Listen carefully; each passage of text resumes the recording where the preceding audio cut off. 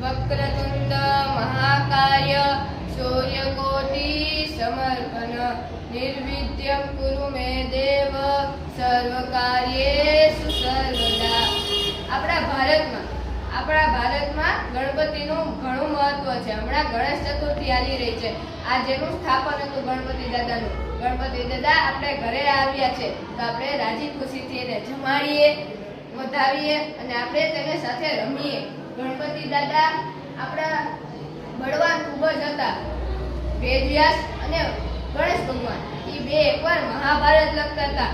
વેદવ્યાસે શરત મૂકી હતી કે હું બોલવાનું નહીં બંધ કરું, અને ગણપતિ દાદા કહે હું લખવાનું નહીં બંધ કરું. લખતા લખતા કલમ પણ તૂટી ગઈ હતી.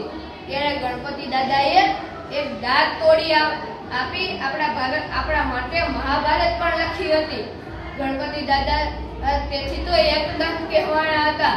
અને એકવાર તો કાર્તિકે અને ગણપતિ દાદા વચ્ચે રેસ થઈ હતી. કાર્તિકેયને બ્રહ્માંડનો આંટો મારવાનો હતો, ગણપતિ દાદાને બ્રહ્માંડના આંટા 3 મારવાના હતા.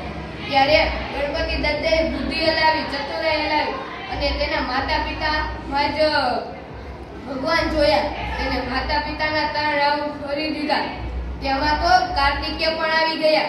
પહેલા વિજેતા ગણપતિ કહેવાના. બધાએ દેવોએ પૂછ્યું કે શું કામ ગણપતિ કહેવાના કાર્તિકેય કહેવાય? ત્યારે મહાદેવજીએ જવાબ આપ્યો કે ગણપતિએ ચતુરાઈ હલાવી અને મારામાં જ આખા બ્રહ્માંડને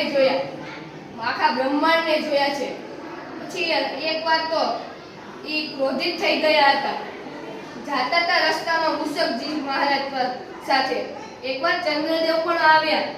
જાડા કરીને તેની મજાક ઉડાડવા લાગ્યા. ગણપતિ દાદા ક્રોધિત થઈ ગયા. ક્રોધિત થઈ કહે જા હું તને શ્રાપ આપું છું કે તારો હવે જેટલી ચમક છે તે નાશ પામશે. ત્યારે બધા દેવો આવ્યા તોય ગણપતિજી વાત ન માન્યા. તેના પિતાએ કહ્યું કે શ્રાપમાંથી એને મુક્ત કરો. ત્યારે ના પાડી અને એટલું કહ્યું કે શ્રાપ ઓછું કરી દો. કે ગણપતિ દાદાએ શ્રાપ ઓછું કર્યું કે 15 દિવસ તારી ચમક રહેશે અને 15 દિવસ તારી ચમક નહીં રહે.